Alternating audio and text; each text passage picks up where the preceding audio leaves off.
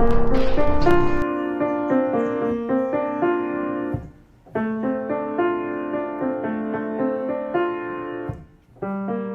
the reach and impact of Wikipedia and its sister projects with the rigor and quality assessment of traditional academic publishing, in particular the open access format of publishing. So I became interested in Wikipedia and its sister projects after I had submitted my PhD thesis, which I reckon in the best case scenario probably was read about 5 times. And in fact, even the most highly read academic papers typically are only read in the low thousands of times across their entire life cycle. And this is dwarfed by even a median Wikipedia page, which is picking up tens of thousands of views per annum, so every year. And of course, that top 5% of Wikipedia pages is even more widely read, coming in somewhere around 1 million views per annum. And this is just in English. And of course, there's another 300 other language versions of Wikipedia. And this isn't just a general audience, it's also hitting some of the audiences that academic publishing typically hits. So researchers, students, patients and clinicians, journalists and lawmakers. And these are demographics that are looking to Wikipedia when they're starting reading up on a topic.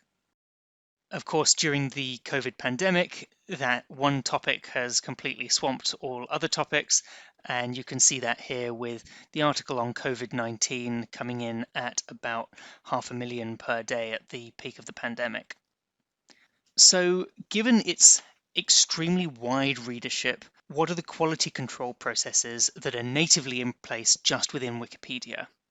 Well, if you think about this life cycle of a Wikipedia page, at the creation end of a new Wikipedia page, there are about 2,000 or so new articles submitted each day, of which maybe 20 to 30% are actually accepted into the encyclopedia.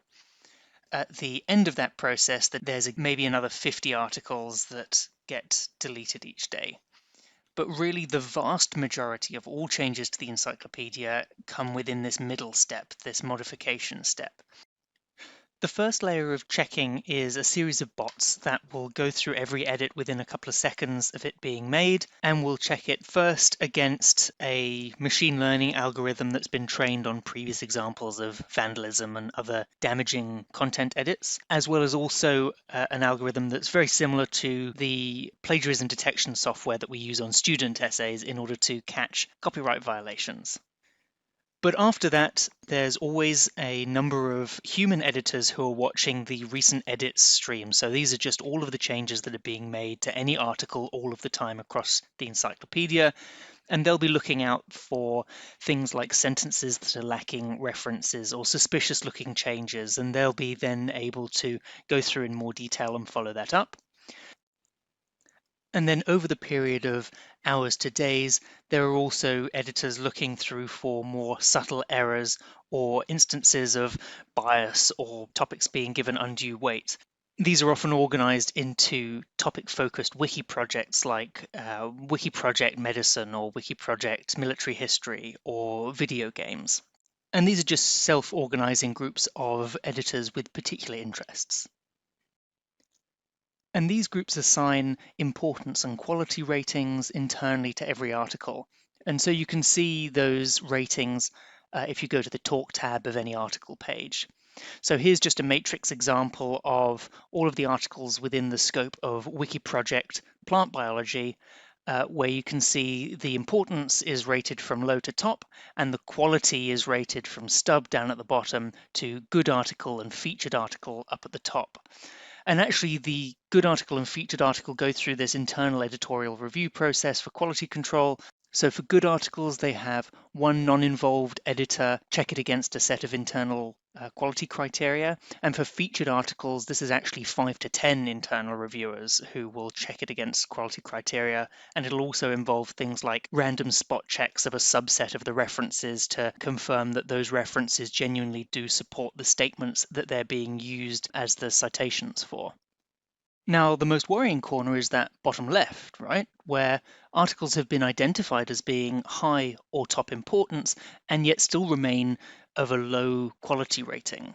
So these are, of course, the articles where there's both the scope for improvement and, of course, significant impetus for improvement. Now, of course, this is all just internal quality assessment. However, there's also been a number of external quality assessments that have been done.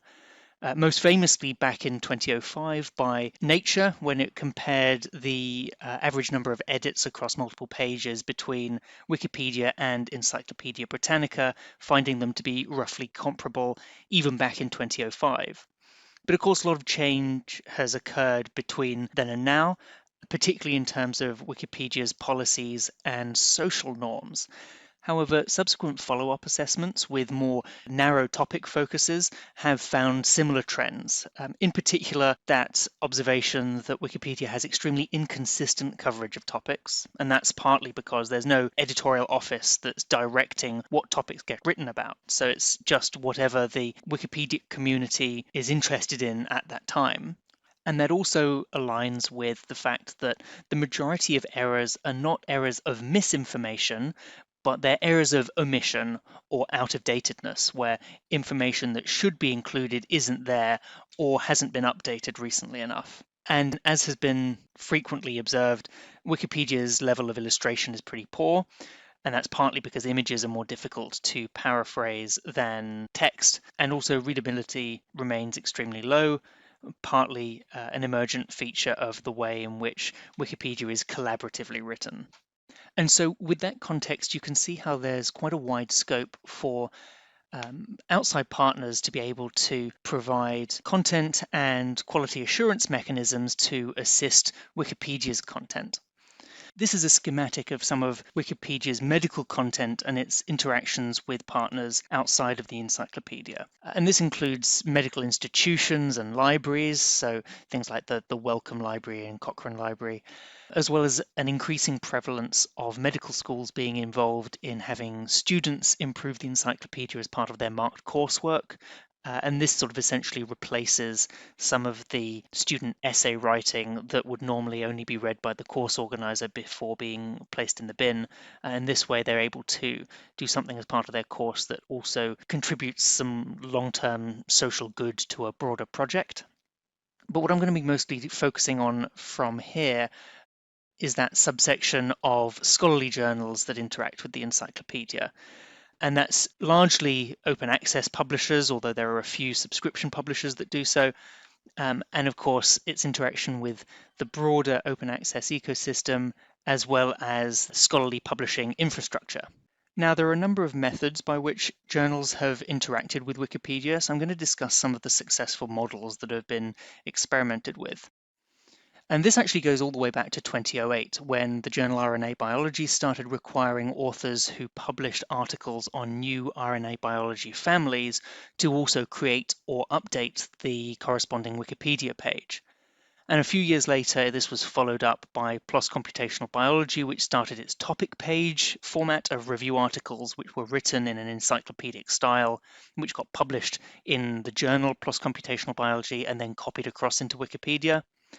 Then actually in 2014 is the first example of when an existing Wikipedia page was submitted to an academic journal and put through its paces under academic peer review before being published in that journal, and the updates included back into the Wikipedia page.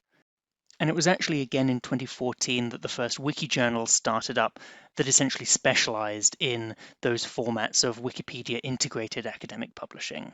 So the aim in all of these is to try and combine those strengths of the two formats, where the academic version provides a stable and citable version of record, and the Wikipedic version provides this living, constantly updating version that's able to evolve over time and gain that extreme reach and impact that Wikipedia affords.